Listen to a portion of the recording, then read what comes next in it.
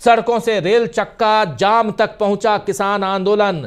सड़कों से लेकर रेल चक्का जाम तक पंजाब के राजपुरा में पटरियों पर बैठे हुए प्रदर्शनकारी, ये लाइव तस्वीरें आप तक हम पहुंचा रहे हैं। प्रदर्शनकारी जो है, और हमारे लिए दिल्ली दूर नहीं है। इधर राकेश टिकैत कह रहे हैं कि दिल्ली हमारे लिए दूर नहीं है, और किसानों का रेल रोको आंदोलन पंजाब से अब शुरू हो चुका है दोस्तों। तो किसानों के का रेल रोको आंदोलन और इधर सड़कों पर रेल चक्का जाम तक पहुंचा किसान आंदोलन, ये सब कुछ आप देख रहे हैं। लाइव कवरेज आप तक हम पहुंचा रहे हैं। इधर पंजाब के राजपुरा में पटरियों पर बैठे हुए किसान प्रदर्शनकारी, उनकी तस्वीर आप तक हम पहुंचा रहे हैं। और इधर राकेश टिकैत कह रहे हैं कि हमारे लिए दिल्ली दूर नहीं है, जब चाहे हम दिल्ली पर चढ़ाई कर दें। तो ये किसान दिल्ली के लिए निकले थे, और दिल्ली आने से पहले इन्हें जैसे रोका गया है, यहीं पर किसान जो हैं वो नाराज दिखाई दे रहे हैं। कल की बहुत सारी तस्वीरें आपने देखी कि ऊपर से, यानी कि ड्रोन के जरिए किसानों के ऊपर आंसू गैस के गोले छोड़े जा रहे थे, बरसाए जा रहे थे, जो अभी तक ऐसा कभी नहीं हुआ था। ये देखिए ड्रोन के जरिए किसानों के ऊपर ये देखिए कैसे विस्फोट कराया जा रहा है, आंसू गैस के गोले छोड़े जा रहे हैं। किसानों का रेल रोको आंदोलन आज पंजाब में शुरू हो चुका है। तो किसान भी मानने वाले नहीं हैं, वो आगे बढ़ रहे हैं, और दूसरी तरफ जो कुछ हो रहा है वो आप तक हम पहुंचा रहे हैं। सड़कों से अब रेल रोको आंदोलन तक ये किसानों का आंदोलन पहुंच चुका है। और आज तारीख आप जानते हैं कि 15 है, और 16 तारीख को कल पूरे देश में आंदोलन पूरे किसान और मजदूर संगठनों का है। अमलेंदु उपाध्याय जी, किसान और मजदूरों का आंदोलन ये कितना गहराता जा रहा है, और एक तरफ सुप्रीम कोर्ट का सुप्रीम फैसला, दूसरी तरफ किसानों ने जो बाजा बजा कर रखा हुआ है, वो दोनों को देखा जाए तो कितना बैकफुट में यहां मोदी सरकार है।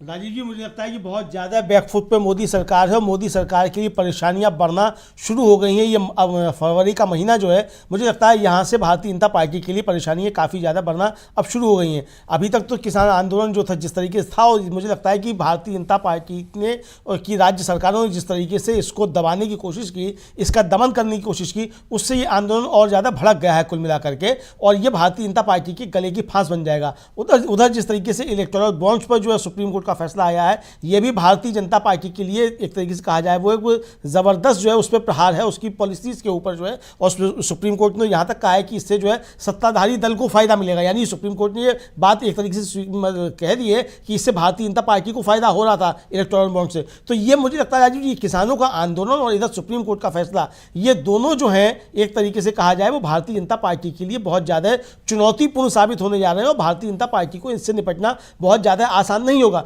प्रधानमंत्री अब भले मंदिरों घूमते रहेंगे कि ये मंदिर प्रधानमंत्री के कितने काम आएंगे और भारतीय जनता पार्टी के कितने काम आएंगे, ये तो आने वाला समय बताएगा। लेकिन अगर भारतीय जनता पार्टी ने अपनी नीतियों में संशोधन नहीं किया, अपनी नीतियां ठीक नहीं की, और जन विरोधी नीतियां जो उनको लागू करना अगर बंद नहीं किया, तो भारतीय जनता पार्टी के लिए अब दिल्ली बहुत ज़्यादा दूर हो जाएगी। अभी वो भले ही गड्ढे खोद के और कीले गाड़ करके जो है वो किसानों के लिए दिल्ली दूर करना चाहते हो, लेकिन ये गड्ढे जो है राजीव जी, और ये कीले जो हैं, मुझे लगता है ये भारतीय जनता पार्टी को ही कीले लगने जा रही हैं, और इस गड्ढे जो भारतीय जनता पार्टी ने कहीं अपने लिए खोद ली हो। कुल मिला के अब ये समझा जा सकता है, क्योंकि किसानों का ये आंदोलन जिस तरीके से आगे बढ़ रहा है, और किसानों की जो मांगे हैं, मुझे लगता है राजीव जी की भारतीय जनता पार्टी किसानों की इन मांगों को किसी हाल में स्वीकार नहीं करेगी। तो इसलिए जो है ये आंदोलन अभी और बढ़ेगा, और ये भारतीय जनता पार्टी के लिए परेशानियां बढ़ सकती हैं। और लोकसभा चुनाव से पहले जो है ये भारतीय जनता पार्टी के लिए कहा जाए एक बहुत बड़ी बाधा जो है, पगबाधा दौड़ जो एक तरीके से होती थी, हड़ताल जो होती थी, तो वो भारतीय जनता पार्टी कैसे इन पगबाधाओं को पार करती है,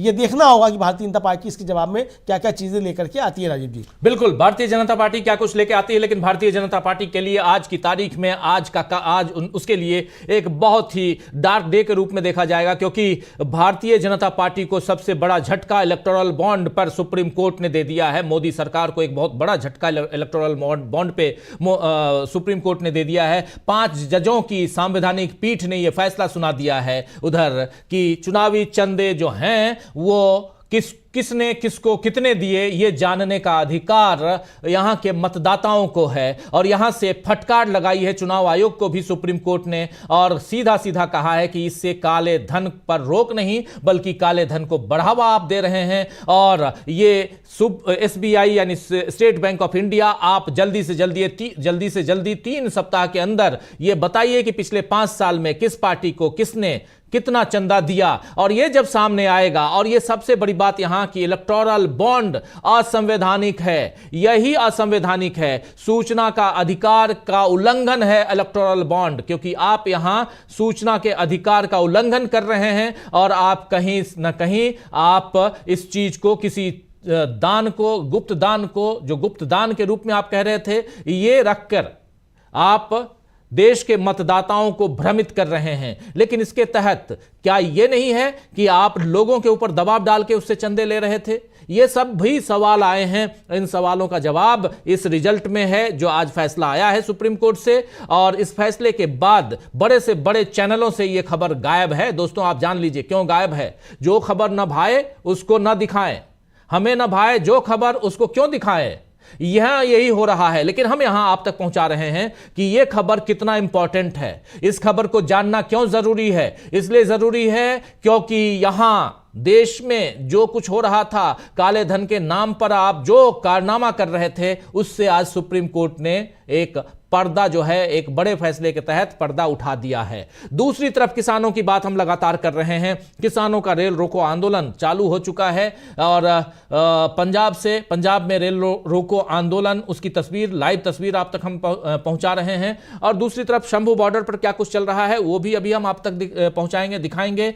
और शंभू बॉर्डर के अलावा इस राजधानी के आसपास के बॉर्डर्स का क्या सूरत हाल है वो भी दिखाएंगे, आप तक पहुंचाएंगे। तो बहुत सारी खबरें अमलेंदु उपाध्याय जी, और साथ साथ जरा किसानों के आंदोलन को देखा जाए तो ये किसानों के आंदोलन से कितना बैकफुट पर दिखाई दे रही है मोदी सरकार, क्योंकि किसान यहां से पीछे हटने के लिए तैयार नहीं है। सरकार जो है पहले से हरियाणा में चूंकि इनकी सरकार है, वहां घेराबंदी करके इन्होंने तो रख लिया, लेकिन किसान भी डटे हुए हैं और वापस जाने के लिए तैयार नहीं है। और जैसी घेराबंदी सरकार ने की है उससे साफ समझ में आ रहा है कि सरकार कतई नहीं चाहती है कि इनके बीच सुलह हो।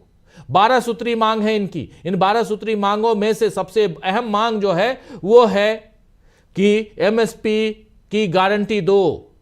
कांग्रेस पार्टी ने एमएसपी की गारंटी की घोषणा कर दी है कि हमारी सरकार आएगी तो हम एमएसपी देंगे, मिनिमम सपोर्ट प्राइस हम देंगे आपको। लेकिन क्या यहां से बैकफुट पर नजर नहीं आ रही मोदी सरकार?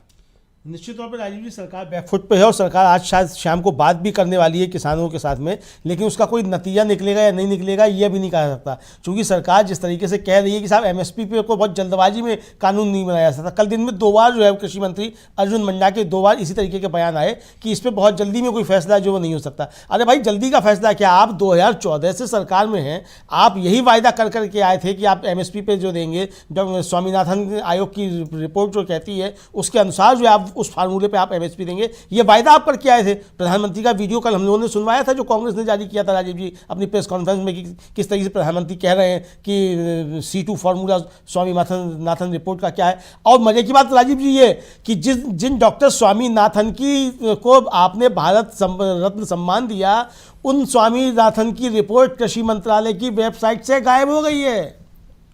अब वो रिपोर्ट नहीं है उस मंत्रालय की वेबसाइट पर। कांग्रेस ने आज सुबह इसको लेकर के सवाल उठाया है कि वो आखिर आपने रिपोर्ट अपने मंत्रालय की उस पर से गायब क्यों कर दी।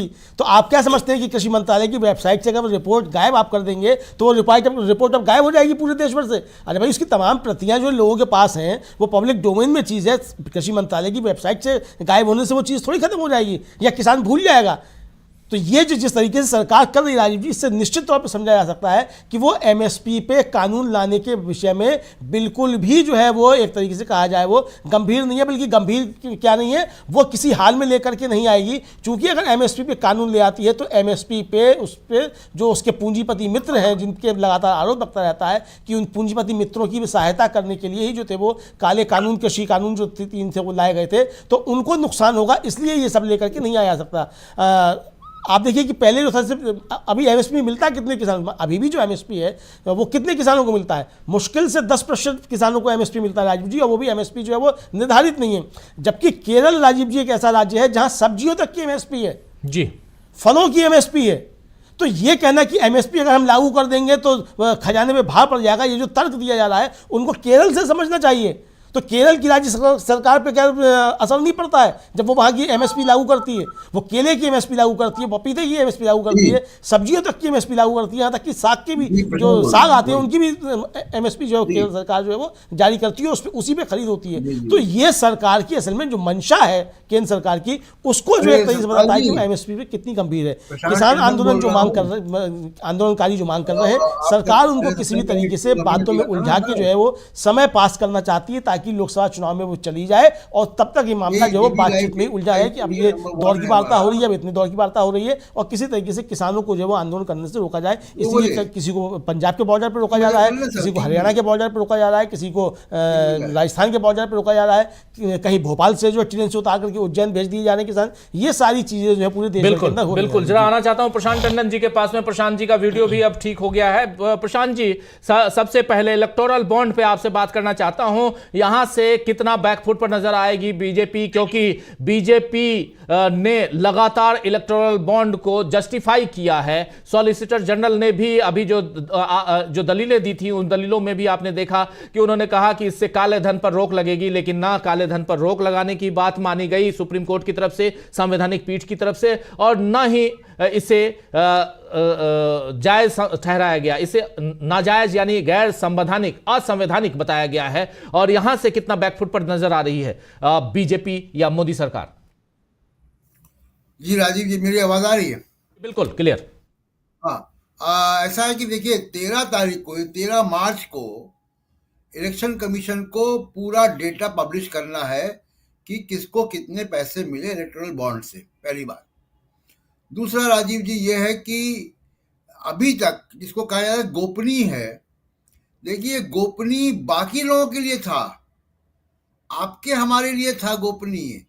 Congress party, Samajwadi party, CPIM, Trinamool Congress के लिए, बीएसपी के लिए गोपनीय था। बीजेपी के लिए गोपनीय नहीं था कि किसको कौन कितना पैसा मिल रहा है। सरकार को मालूम था, जो सरकार को मालूम है वो बीजेपी को मालूम है। तो उसी हिसाब से तो अभी इसमें तो ये भी होना चाहिए कि कौन लोग, क्योंकि देखिए इसमें ये बहुत बड़ा घोटाला है, और अभी तो सिर्फ ये फैसला आया है, अभी इस घोटाले की परतें खुलेंगी। परतें कैसे खुलेंगी कि इलेक्टोरल बॉन्ड्स के पीछे कौन है। जैसे मान लीजिए कि मैं एक आपको एग्जांपल दूं कि प्रूडेंट इलेक्टोरल बॉन्ड है जो सबसे बड़ा है, उसने 85% पैसा बीजेपी को दिया। उसमें कुछ जो सुनील भारती मित्तल जैसे तमाम और कई लोग उसमें शामिल हैं उस प्रूडेंट बॉन्ड में। उनमें कौन सी कंपनियां हैं, किसकी बेनामी कंपनी है, किसने कितना पैसा दिया। तो एक तो सबसे बड़ी बात यह है कि और उसने 85% क्यों दिया। उसने 85% दिया तो उसमें जो उद्योगपति शामिल हैं उनको क्या क्या फायदे मिले। उनके यहाँ, जैसे आप बात कर रहे थे कि उनके यहाँ ईडी सीबीआई गई कि नहीं गई, किनके यहाँ जाती है, तो ये जो सारा एक बड़ा घोटाला और सामने आएगा अभी, जिसकी जांच होनी है। ये पब्लिक डोमेन में 13 तारीख को पब्लिश करेगा इलेक्शन कमीशन, तब ये सामने आएगा, पहली बात। दूसरी बात ये राजीव जी कि इलेक्शन फंडिंग का घोटाला यहीं तक शामिल नहीं है। 2022-23 फाइनेंशियल ईयर में बीजेपी को इलेक्टोरल बॉन्ड्स के बाहर 720 करोड़ रुपए मिले थे। वो कहां से आ रहे हैं, वो कौन लोग हैं, और प्लस बीजेपी का खर्चा और आमदनी या किसी पार्टी का, कि वो हेलीकॉप्टर कितने शामिल करते हैं, रैलियों में कितना खर्चा करते हैं, पोस्टर में कितना खर्चा करते हैं, बड़े बड़े कटआउट लगते हैं उनमें कितना पैसा खर्चा करते हैं, विधायकों की खरीद में पैसा कहाँ से आता है। ये सारे खर्चे और आमदनी का अगर हिसाब लगाया जाएगा तो जिसमें ईडी घड़ी घड़ी जाती है कि आय से अधिक इनकम पे, तो आय से अधिक संपत्ति ये कहाँ से आ रही है। बीजेपी ने इतने बड़े बड़े 5 स्टार जैसे दफ्तर कैसे बनाए हैं, किन लोगों का पैसा है। तो ये अभी तो सिर्फ एक घोटाले की मामूली शुरुआत है। असली तो घोटाला वहां है कि जब इनके पीछे कौन है और उनके पीछे सरकार ने उनको क्या क्या सुविधाएं दी, कौन से पोर्ट ट्रस्ट दिए, कौन से एयरपोर्ट दे दिए, कौन से लाइसेंस दिए, ईडी किसके यहाँ गया किसके यहाँ नहीं गया। तो ये एक बड़ा घोटाला सामने आएगा, पहली बात। दूसरी चीज राजीव जी की सुप्रीम कोर्ट ने तो अब कहा है, इलेक्शन कमीशन के पास तो संवैधानिक मैंडेट है कि वो लेवल प्ले फील्ड बनाए, यानी जो निर्दलीय भी खड़ा है और जो बड़ी पार्टी का कैंडिडेट है उसके सामने समान अवसर हो। हम जब इलेक्शन की फील्ड में जाते हैं राजीव जी, तो तमाम सारी बातें सुनते हैं कि कैसे कैसे पैसा दिया जाता है वोटरों को। वो पैसे कहाँ से आते हैं? ये जब इलेक्शन आते हैं तो तमाम सारे कैश रिकवर होते हैं, वो कहाँ से रिकवर होते हैं? तो ये बहुत बड़ा घोटाला है इलेक्शन फंडिंग का। और ये घोटाला अभी तक देखिए इलेक्शन फंडिंग में कॉर्पोरेट हाथ नहीं था, अब इसमें कॉर्पोरेट शामिल हो गया। और कॉर्पोरेट जब शामिल हो गया तो आप देखिए कि पूरा मामला जो है वो एक बिल्कुल बहुत बड़ा स्कैम, मेरे ख्याल से आज़ादी के बाद का सबसे बड़ा स्कैम ये निकलेगा अगर इसकी जांच की जाए ईमानदारी से कि ये पैसा किनका है, उसके पर्दे के पीछे कौन लोग हैं। ये बॉन्ड्स जो हैं, बॉन्ड्स ट्रस्ट इशू कर रहे हैं, वो ट्रस्ट के पीछे कौन लोग हैं और बॉन्ड्स के अलावा पैसा कहाँ से जा रहा है। तो ये सारे मामले हैं राजीव जी जो आप खोलेंगे धीमे धीमे। हैं डॉक्टर राकेश पाठक जी। राकेश पाठक जी, आपका स्वागत करता हूं और सीधा आपके पास ही आना चाहता हूं। दो बड़ी खबरें आ रही हैं। एक तो सुप्रीम कोर्ट की संवैधानिक पीठ ने आज जो फैसला सुनाया है, ये एक अहम फैसला, यहां से बैकफुट पर बीजेपी नजर आने वाली है आने वाले समय में, इसलिए भी क्योंकि इस इलेक्टोरल बॉन्ड को जस्टिफाई करती रही बीजेपी, मोदी सरकार खासकर, और पिछले 5 साल का अब ब्यौरा शामिल करना होगा चुनाव आयोग की वेबसाइट पर। और उससे पहले एसबीआई यानी स्टेट बैंक ऑफ इंडिया को पूरी जानकारी देनी होगी कि किसने कब किसको कितना पैसा दिया। तो सारी जानकारी यहां अब ट्रांसपेरेंट ढंग से यानी पारदर्शिता के साथ हम सबके सामने होगी। और यहां सुप्रीम कोर्ट ने साफ साफ कहा है कि इलेक्टोरल बॉन्ड यानी चुनावी चंदे जो हैं वो असंवैधानिक हैं और इससे काले धन पर रोक नहीं बल्कि काले धन को बढ़ावा मिल रहा है। ऐसी बहुत सारी बातें उन्होंने कही है सुप्रीम कोर्ट ने। लेकिन दूसरी तरफ उधर किसानों का आंदोलन भी चल रहा है, उस आंदोलन पर भी नजरें हम लोगों ने टिकाए रखी हैं और आंदोलन से जो कुछ चीजें जो बातें निकल के आ रही हैं उस पर भी हम चर्चा कर रहे हैं। सबसे पहले थोड़ा सा आपसे भी समझना चाहूंगा चुनावी बॉन्ड को लेकर कितना ज्यादा यहां से बैकफुट पर आपके नजर से बीजेपी आ रही है, और दूसरी बात फिर आते हैं किसान आंदोलन पे भी। लेकिन पहली प्रतिक्रिया इस पे, सुप्रीम कोर्ट के इस अहम फैसले पे। देखिए राजीव जी, पहली बात तो यह है कि सुप्रीम कोर्ट का यह फैसला सुप्रीम कोर्ट की खुद की साख को बहाल करने वाला साबित होगा। पिछले कई अवसरों पर राजीव जी हम देखते रहे हैं कि सुप्रीम कोर्ट ज़ेरे बहस कहता तो बहुत कुछ है, लेकिन फैसले में वो चीजें दिखाई नहीं देती थी। चाहे महाराष्ट्र का मसला हो, झारखंड का विषय हो, और तमाम सारे हमने मामले देखे हैं कि देश बड़ी उम्मीद लगाकर चलता है कि बहस के दरमियान सुप्रीम कोर्ट ने ये कहा, सरकार से ये कहा, लेकिन जब फैसला आता है तो वो किंतु परंतु अगर मगर आदि इत्यादि के साथ ऐसा फैसला होता है कि जिस पर लोगों का भरोसा नहीं बनता।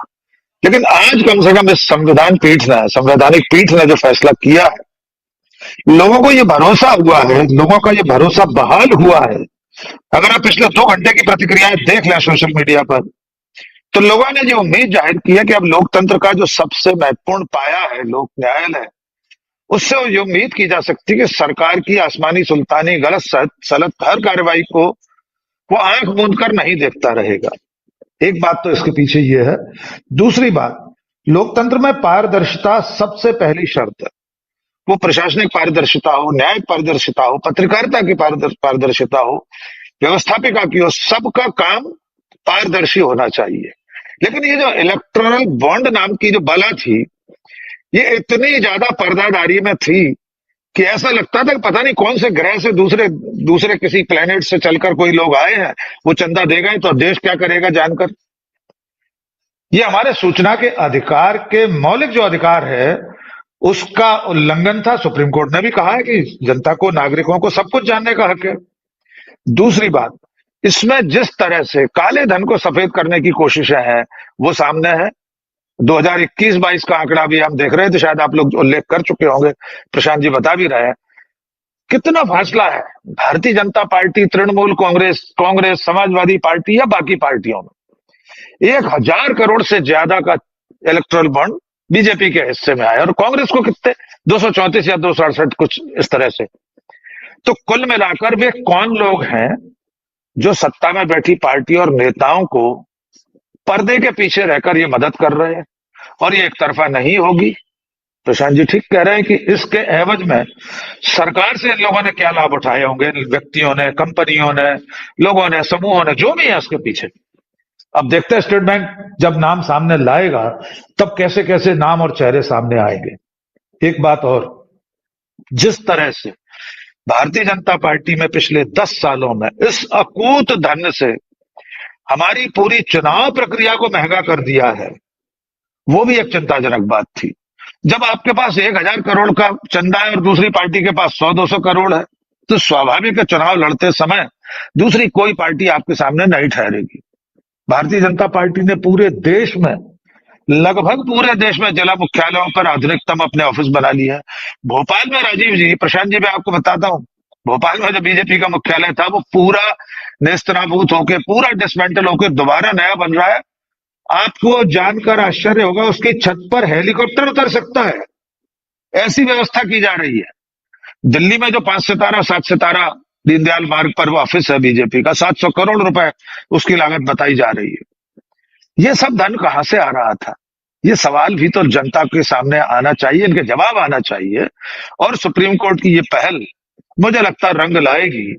हमें इंतजार करना होगा कि जब सही नाम, पूरे नाम सामने आते हैं, फिर उन नामों और पार्टी सबसे ज्यादा फायदा, मैं कह रहा हूं तृणमूल कांग्रेस ने अगर कोई लाभ उठाया हो चंदा देने वाले से, न उठाया हो या पार्टी ने उसको लाभ दिया हो, तो इसका भी खुलासा होना चाहिए। कांग्रेस ने अगर किसी को कोई लाभ पहुंचाया है चंदा लेकर, कोई आउट ऑफ टर्न कोई मदद की है, कोई नियमों को परे रखकर कोई काम किया है, उसका खुलासा होना चाहिए। तो अभी एक बड़ी पड़ताल इतिहास के सबसे बड़े घोटाले की होना बाकी है कि किसने क्या दिया किसे और किसने क्या लिया उससे। ये जो लेन देन है, ये जो गिव एंड टेक है, इसका खुलासा होना चाहिए। और सुप्रीम कोर्ट को सैल्यूट कि निश्चित तौर पर उसने एक ऐतिहासिक फैसला आज किया है। जी राजीव जी, सुप्रीम कोर्ट को सैल्यूट है कि एक निश्चित तौर पर एक बहुत बड़ा ऐतिहासिक फैसला सुप्रीम कोर्ट ने आज दिया है। उस फैसले में सबसे बड़ी बात की इलेक्टोरल बॉन्ड्स यानी चुनावी चंदे जो हैं वो असंवैधानिक हैं और इलेक्टोरल बॉन्ड को सूचना के अधिकार के तहत लाना चाहिए। इसको अगर आप नहीं ला रहे हैं तो ये सूचना के अधिकार का उल्लंघन है। बहुत सारी बातें, साथ में ये कि वोटर को पार्टियों की फंडिंग के बारे में भी जानने का हक है, किस पार्टी को कहां से कितने पैसे मिल रहे हैं ये जानने का हक है। इसलिए चुनाव आयोग इन पूरी लिस्ट को, पूरी सूचना को अपनी वेबसाइट पर डाले ताकि वोटर्स, मतदाता वो समझ पाए, देख पाए कि किसको कितने पैसे मिले। ये बहुत इंपॉर्टेंट। चुनावी बॉन्ड पर तत्काल रोक का आदेश सुप्रीम कोर्ट की तरफ से हो गया है। सुप्रीम कोर्ट ने एक बड़ा फैसला सुनाते हुए इलेक्टोरल बॉन्ड को असंवैधानिक घोषित किया है और इस पर तत्काल रोक हो इसका आदेश दिया है सुप्रीम कोर्ट ने। 5 जजों की पीठ, और इस 5 जजों की पीठ में सीजेआई यानी chief justice of India DY Chandrachud के अलावा न्यायमूर्ति संजीव खन्ना, न्यायमूर्ति BR गवई, न्यायमूर्ति JB पारदीवाला और न्यायमूर्ति मनोज मिश्रा, ये 5 सदस्य उसमें मौजूद थे। और 5 जजों की पीठ का ये फैसला बहुत ही अहम फैसला, और सब ने इस फैसले पर सहमति जताते हुए DY चंद्रचूड़ ने इस फैसले को पढ़ा और बताते हुए कि SBI 5 साल की जो पूरी रिपोर्ट है वो अगले 3 हफ्ते में जारी करे। ये छोटी मोटी बात नहीं है, बहुत बड़ी बात है। तो एक तरफ झटके पे झटका यहां सुप्रीम कोर्ट से मोदी सरकार को, और दूसरी तरफ किसान जो हैं वो झटके पे झटका दे रहे हैं। किसानों के आंदोलन की तरफ जरा आना चाहता हूं। प्रशांत टंडन जी, कैसे आप देखते हैं, आज तीसरा दिन है, 8 तारीख को, 8 फरवरी को किसान और सरकार के बीच पहले दौर की बैठक होती है, 12 फरवरी को किसान और सरकार के बीच दूसरे दौर की बैठक होती है। आज 15 फरवरी है, 15 फरवरी को तीसरे दौर की बैठक होने वाली है। और इसमें जी डॉक्टर साहब क्या कुछ जोड़ना चाहते हैं?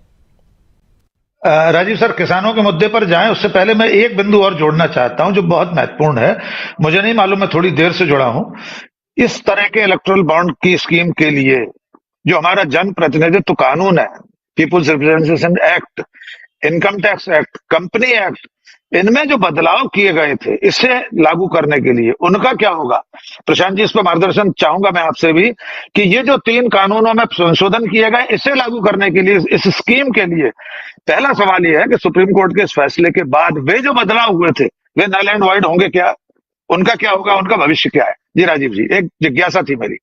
प्रशांत जी प्लीज इस पे अपनी बात रख लीजिए और फिर किसानों के मुद्दे पे आते हैं। देखिए डॉक्टर राकेश पाठक, अगर सुप्रीम कोर्ट ने इस पूरे प्रक्रिया को ही असंवैधानिक घोषित कर दिया है और स्टेट बैंक को निर्देश दे दिया है कि अब नए बॉन्ड इशू नहीं किए जाएंगे, तो जब वो नए बॉन्ड ही इशू नहीं होंगे तो वो कानून में बदलाव जो किए गए हैं वो रिडंडेंट, उनका कोई मतलब नहीं रह जाएगा, तो कानून लागू ही नहीं होगा वो। तो ये जो जी इलेक्टोरल बॉन्ड है ये इशू ही नहीं होंगे तो वो कानून में परिवर्तन है वो रिडंडेंट है, उसका कोई मतलब नहीं रह जाएगा। और हम हो सकता है कि जजमेंट मैंने पूरा पढ़ा नहीं, अभी अभी आया है, जजमेंट में ये बातें भी हों कि उन कानूनों बिल्कुल। के बारे में जिनका आप जिक्र कर रहे हैं उनके बारे में भी कुछ कहा गया होगा। दूसरी बात कि जो किसानों का मामला है, देखिए किसानों का मामला किसी भी तरीके की वार्ता, चाहे वो फैक्ट्री के मजदूरों के साथ वार्ता हो, किसानों के साथ वार्ता हो, पहला काम ये होता है वार्ता का कि युद्ध विराम हो। बार बार हम इजराइल और फिलिस्तीन के मामले में भी ये बात खबरों में आती है, युद्ध विराम। तो युद्ध विराम, तो युद्ध में कौन है? किसान तो युद्ध में नहीं है, निहत्थे हैं, बैठे हुए हैं सड़कों पर। युद्ध कौन कर रहा है?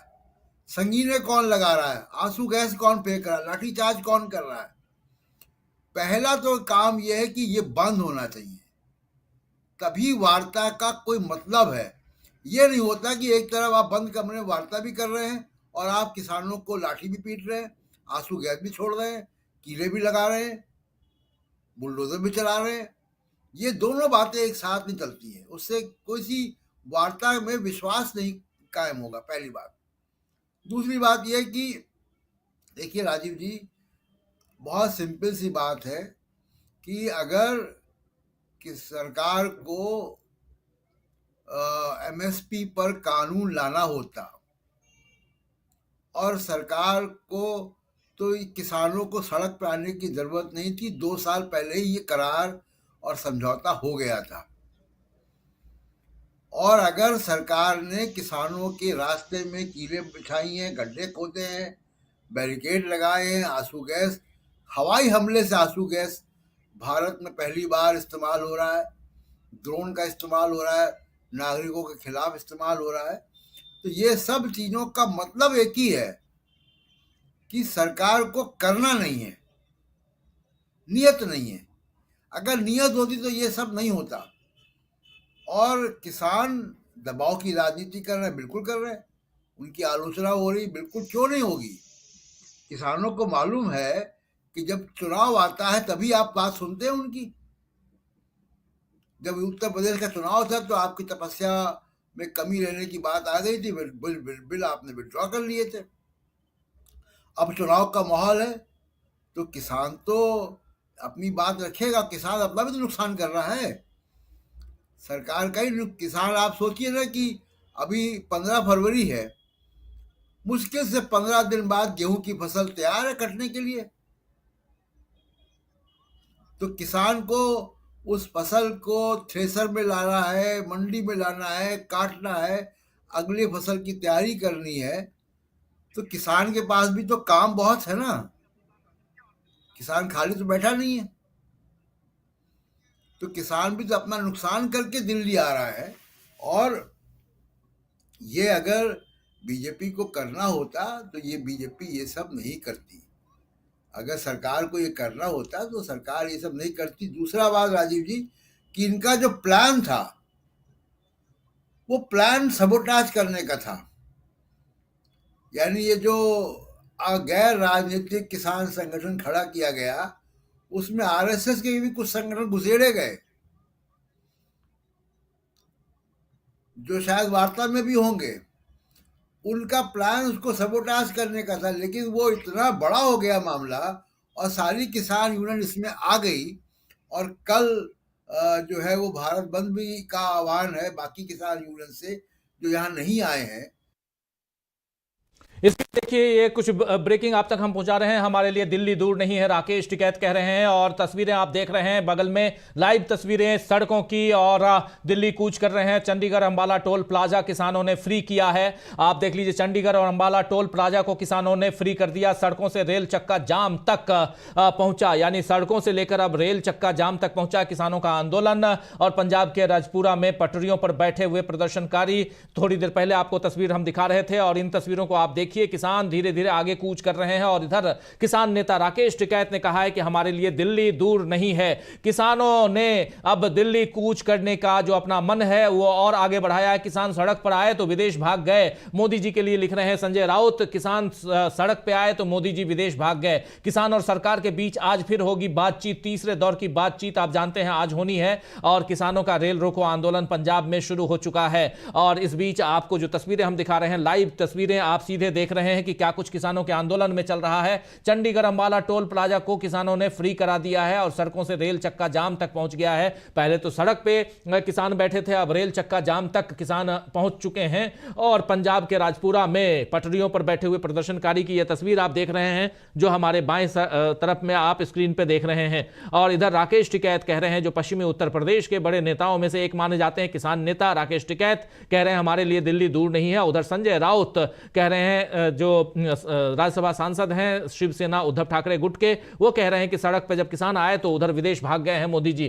किसान और सरकार के बीच आज फिर तीसरे दौर की वार्ता होगी। ये तमाम खबरें हम आप तक पहुंचा रहे हैं दोस्तों। और किसान आंदोलन में जो कुछ चल रहा है, पल पल की रिपोर्ट, ये भी हम आप तक पहुंचा रहे हैं। उधर सुप्रीम कोर्ट का एक अहम फैसला आया, उस पर भी हम चर्चा कर रहे हैं। तो किसान से लेकर सुप्रीम कोर्ट तक, सड़क से लेकर उधर संसद तक, तमाम खबरें आप डीवी लाइव पर लगातार देखते हैं, सुनते हैं। और इस ब्रेकिंग में हम आप तक उन्हीं तमाम खबरों को पहुंचा रहे हैं। किसान आंदोलन से संबंधित जितने भी अपडेट्स हैं वो हम लगातार पिछले 3 दिनों से पहुंचा रहे हैं आप तक। अलग अलग बॉर्डर्स पर क्या सूरत हाल है वो आप तक पहुंचा रहे हैं। किसान संगठनों के भारत बंद का समर्थन कांग्रेस ने कर दिया है, एक बड़ी खबर और आप तक। कांग्रेस ने किसान संगठनों के भारत बंद का समर्थन कर दिया है। कांग्रेस अब पूर्ण रूप से, पूरे तौर पर किसानों के इस आंदोलन में कूद पड़ी है, ये साफ मानिए। राहुल गांधी ने एमएसपी की गारंटी की घोषणा कर दी है। कल नहीं बल्कि परसों, जब अंबिकापुर में राहुल गांधी और कांग्रेस के अध्यक्ष मल्लिकार्जुन खड़गे ने भाषण में अपनी बात रखी थी, उसमें उन्होंने कहा था कि हम किसानों के, हमारी अगर सरकार आती है तो एमएसपी हम लागू करेंगे, यानी कि हम अभी आज की तारीख में किसान न्याय के तहत एमएसपी की गारंटी देते हैं, उसकी घोषणा करते हैं। और उसके बाद से राहुल गांधी ने कल एक किसान नेता को, जो पूर्व सैनिक हैं, उनको जब गोलियां लगी थी, छर्रे वाली गोलियां लगी थी, तो उनसे बात करते हुए भी आपने सुना, राहुल गांधी ने उन सबसे बातचीत की थी। और अब यहां देखिए कि किसान और सरकार के बीच आज फिर से वार्ता होने वाली है। किसान सड़कों पे हैं और मोदी जी विदेश में थे, अब वापस लौट रहे हैं। और इधर किसान संगठनों ने भी अपनी कमर कस ली है। जीटी करनाल रोड पर भारी जाम लग चुका है। जीटी करनाल रोड पर भारी जाम, ये सब कुछ ब्रेकिंग आप तक। किसानों का रेल रोको आंदोलन पंजाब में शुरू हो चुका है। तो यहां से लेकर वहां तक, यानी एक तरफ किसानों का आंदोलन, दूसरी तरफ अब ये देखिए चंडीगढ़ अंबाला टोल प्लाजा को किसानों ने फ्री करवा लिया है। चंडीगढ़ अंबाला टोल प्लाजा को किसानों ने फ्री करा लिया है। तो पल पल की रिपोर्ट आप तक एक बार फिर से अमलेंदु उपाध्याय जी आप तक आना चाहता हूं। कैसे देखते हैं इस आंदोलन को, कहां तक बढ़ते हुए देख रहे हैं आप, और यहां से कितना आप बैकफुट पर आते हुए देख रहे हैं मोदी सरकार को? राजीव जी, ये किसान आंदोलन काफ़ी ज़्यादा बढ़ रहा है और कल के भारत बंद को, ग्रामीण भारत बंद को जिस तरीके से कांग्रेस ने समर्थन दिया है, इसका मतलब कि अब राजनीतिक दल भी सीधे सीधे किसानों के समर्थन में आ रहे हैं। महत्वपूर्ण बात यही है कि चूंकि राजनीतिक दलों का इसको अब समर्थन मिल रहा है, तो ये किसान आंदोलन सिर्फ किसानों तक अब सीमित नहीं रह जाएगा, एक बड़ा जन आंदोलन बनेगा और ये भारतीय जनता पार्टी के गले की एक तरीके से फांस बनेगा। भारतीय जनता पार्टी की जो किसान विरोधी नीतियां हैं और जो जन विरोधी नीतियां हैं, उनको लेकर के अब विपक्ष काफ़ी हमलावर भारतीय जनता पार्टी के ऊपर रहेगा। इस बात को अच्छी तरीके से समझा जा सकता है। भारतीय जनता पार्टी ने खुद एक मौका जो है किसानों को दिया है कि वो आकर के सरकार के खिलाफ जो है वो आंदोलन करें, और भारतीय जनता पार्टी उनसे जिस तरीके से निपट रही है राजीव जी, उसने आग में घी डालने का काम किया है। पहले ये आंदोलन सिर्फ कुछ संगठनों का था, लगभग 200 संगठनों का था, आज ये आंदोलन पूरे देश भर के किसान संगठनों का हो गया है। जिस तरीके से भारतीय जनता पार्टी की सरकार ने खासतौर से हरियाणा में जिस तरीके से ड्रोन से आंसू गैस के गोले फेंके और पैलेट गन्स जो चलाई गई, उसके विरोध में देश भर के किसान संगठन जो है वो एकजुट हो गए हैं और सब जो है वो इस आंदोलन में कूद पड़े हैं। यानी कि अब अभी तक जो भारतीय जनता पार्टी को बात करनी थी वो कुछ किसान संगठनों से बात करनी थी और इस आंदोलन को शांत करवा सकती थी, लेकिन भारतीय जनता पार्टी ने जिस तरीके से निपटने की कोशिशें की, जिस तरीके से गड्ढे गाड़े और जिस तरीके से कीले ठोकी गई, उससे आ गई राजीव जी। राहुल गांधी का ट्वीट आ गया है चुनावी बॉन्ड पे, इसको स्क्रीन पे ठीक से लेके आइए जरा। देखिए, राहुल गांधी कह रहे हैं आज इस बात पर मोहर लग गई है, चुनावी बॉन्ड को लेकर राहुल गांधी का ट्वीट, और बहुत ही इंपॉर्टेंट ट्वीट राहुल गांधी का। कह रहे हैं नरेंद्र मोदी की भ्रष्ट नीतियों का एक और सबूत आपके सामने है। नरेंद्र मोदी की भ्रष्ट नीतियों का एक और सबूत आपके सामने है। राहुल गांधी कह रहे हैं भाजपा ने यानी बीजेपी ने इलेक्टोरल बॉन्ड को रिश्वत और कमीशन लेने का माध्यम बना लिया था और आज इस बात पर मोहर लग गई है। सुप्रीम कोर्ट के इस फैसले पर राहुल गांधी की प्रतिक्रिया ट्वीट के जरिए, और राहुल गांधी साफ लिख रहे हैं कि नरेंद्र मोदी की भ्रष्ट नीतियों का एक और सबूत आपके सामने है। राहुल गांधी लगातार इस अपनी बात रखते रहे और यहां कह रहे हैं कि भाजपा ने इलेक्टोरल बॉन्ड को रिश्वत और कमीशन लेने का माध्यम बना लिया था, रिश्वत और कमीशन लेने का माध्यम बना लिया था। राहुल गांधी कह रहे हैं भाजपा ने और इलेक्टोरल बॉन्ड को, आज इस बात पर मोहर लग गई जब सुप्रीम कोर्ट ने अपना फैसला सुना दिया है। तो एक तरफ सुप्रीम कोर्ट के फैसले और उस फैसले पर राहुल गांधी अपनी प्रतिक्रिया देते हुए, जिसमें इलेक्टोरल बॉन्ड को कहा गया है, साफ साफ कहा गया है इलेक्टोरल बॉन्ड यानी चुनावी चंदा बंद करो, असंवैधानिक है ये इलेक्टोरल बॉन्ड, ये सब कहते हुए उधर सुप्रीम कोर्ट के चीफ जस्टिस 5 जजों की पीठ, संवैधानिक पीठ ने जो फैसला सुनाया है, इससे झटके पे झटका बीजेपी के लिए, मोदी सरकार के लिए, क्योंकि यहां से पोल पट्टी खुलती हुई नजर आएगी आने वाले समय में बीजेपी की, क्योंकि सबसे ज्यादा चंदा बीजेपी को मिले थे और जो कुछ भी ईडी सीबीआई आईटी के जरिए भी अगर डरा धमका के जिस भी ढंग से जो भी पैसे चंदे के रूप में लिए गए, वो सब यहां अब सामने होगा। नरेंद्र मोदी की भ्रष्ट नीतियों का एक और सबूत आपके सामने है, ये राहुल गांधी कह रहे हैं इस ट्वीट के जरिए, आप देख रहे हैं। तो एक तरफ इलेक्टोरल बॉन्ड पर लगातार अपनी बात रखते हुए राहुल गांधी, और दूसरी तरफ आप ये भारत जोड़ो न्याय यात्रा की तस्वीर आप देख रहे हैं, और दूसरी तरफ सीधा आप देखिए कि उधर किसानों की जो यात्रा चल रही है, जीटी करनाल रोड बिल्कुल जाम पड़ा हुआ है और उस रोड पे किसान जो हैं उमड़ के आ चुके हैं। ये सब आप जीटी करनाल रोड की आप तस्वीर देख रहे हैं, और दूसरी तरफ अंबाला चंडीगढ़ जो टोल प्लाजा है उसको किसानों ने फ्री करवा लिया है। किसान आंदोलित हैं और किसान दिल्ली की तरफ कूच कर रहे हैं। दिल्ली में यहां पहुंचने से पहले उन्हें रोकने की पूरी व्यवस्था है।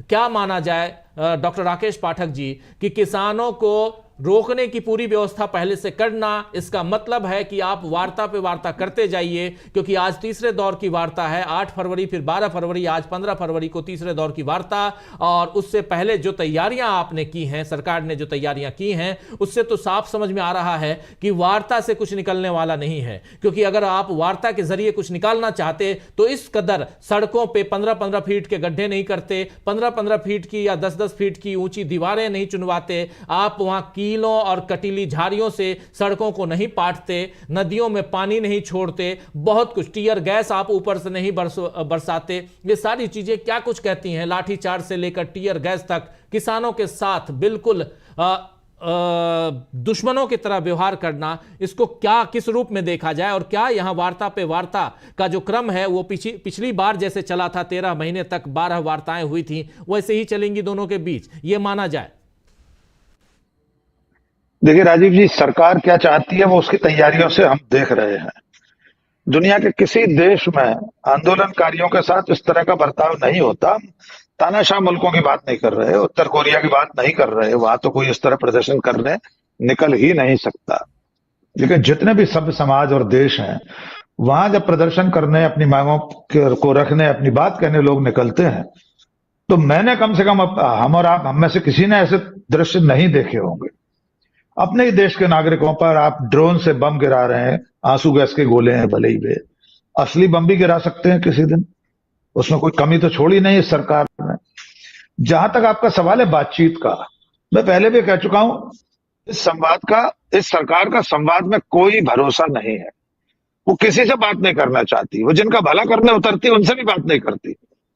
सरकार का तो दावा था किसानों का भला करने आई है, वो इसलिए कृषि कानून बनाए हैं। लेकिन एक बार उनसे तो बात कर ली जाया करे कि जिनका उद्धार करना सरकार चाहती है, चाहे वे ड्राइवर्स रहे हो या किसान हो, छात्र हो, बेरोजगार हो, कोई भी हो, सरकार किसी से संवाद नहीं करती, एक तरफा है सब कुछ मामला। अब सवाल यह है कि बातचीत कौन कर रहा है, किस स्तर के लोग इन किसान नेताओं से बात कर रहे हैं।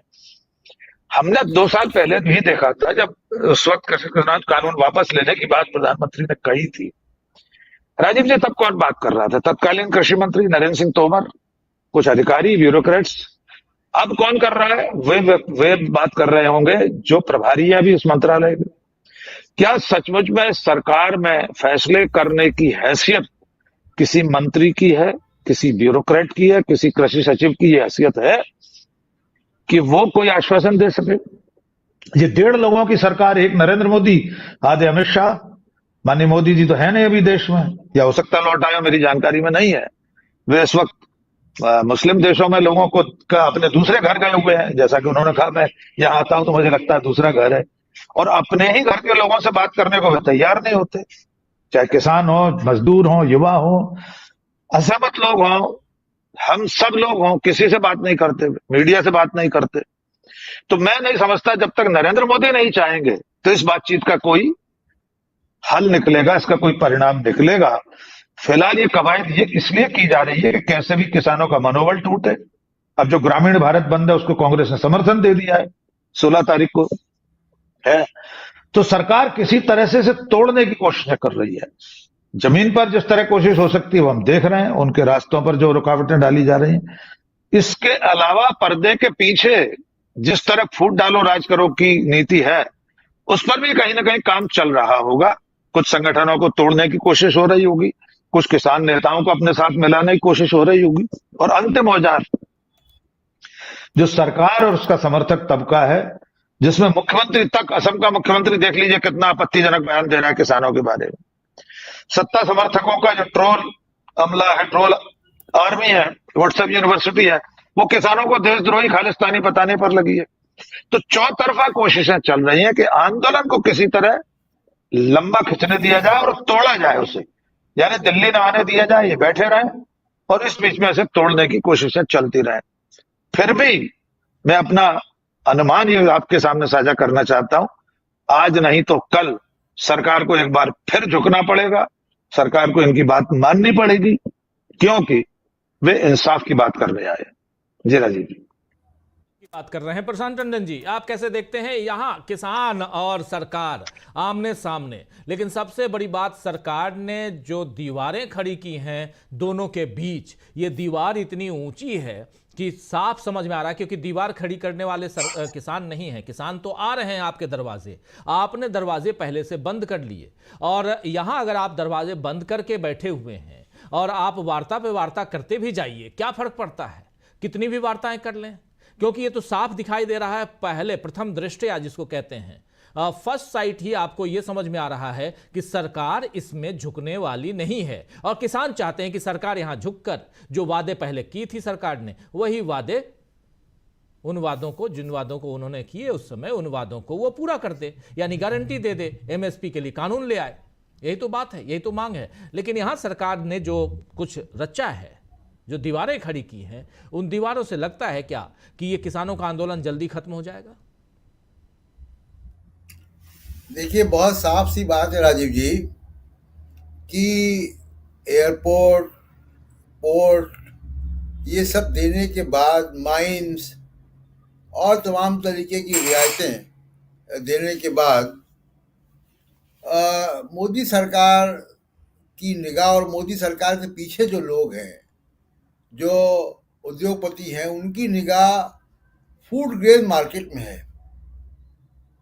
ये 1,25,000 करोड़ का बाजार है सालाना, और इतना बड़ा बाजार पे निगाह है इनके 2-3 जो समर्थक हैं उनकी, और उस पे एक बार कब्जा हो जाए, रिटेल उनके हाथ में होगा, फूड ग्रेन उनके हाथ में होगा, तो जिस मर्जी से वो खाद्यान्न जनता को मुहैया कराएंगे वो होता रहेगा।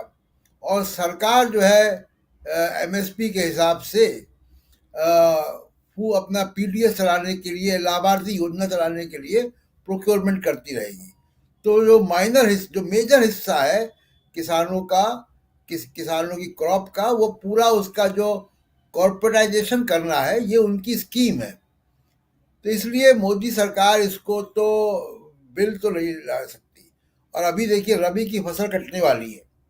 मुख्य तौर पर उसमें 3 बड़ी फसलें हैं, गेहूं, सरसों और चना, और इसमें ही लाखों किसानों का भला हो जाएगा अगर ऑर्डिनेंस ले आए। पार्लियामेंट तो खत्म हो चुका, लोकसभा तो आखिरी सत्र हो चुका, तो अब अगर ऑर्डिनेंस लाए और ऑर्डिनेंस ला के कर दिया अगर उनकी नीयत है तो लेकिन